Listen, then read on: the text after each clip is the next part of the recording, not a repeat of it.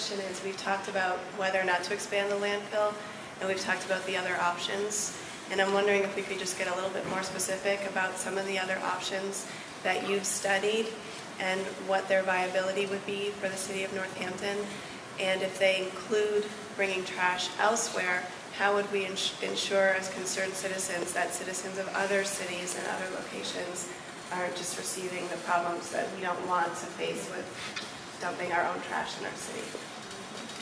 The report on options was released, I believe, in July. It's a very substantial report. There were 2 hearings on it. I think we need a lot more deliberation and talk about how to implement those options as a regional options, as increased recycling. We need to look at what those problems would look like. Once we know what our trash is, what we cannot recycle, if we get down to that 30 or 25%, then we need to look at the cost and the impact of bringing it elsewhere, or if we could take care of our own waste at that point in time.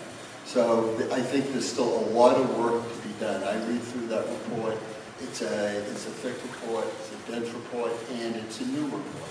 And so we need to have the deliberations on what that means to us and the consequences to that, and then develop some specific options from that.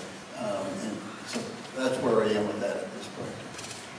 Would you be willing to just say, do you have any other specific options besides expanding the landfill that you think would be a good option for our city? Well, I've consistently said that we need to institute recycling programs, composting and reuse programs that could substantially reduce what goes into that landfill. We could have requirements for people who live in apartments and condos for forced recycling. There are people who live in apartments, landlords do not provide recycling for them.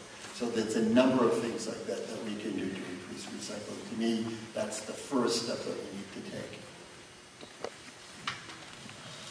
And there's a number of different options. One is to expand the landfill and stay at status quo and have the paper bag that we have now and have people hire their own contractors to come and pick up their trash.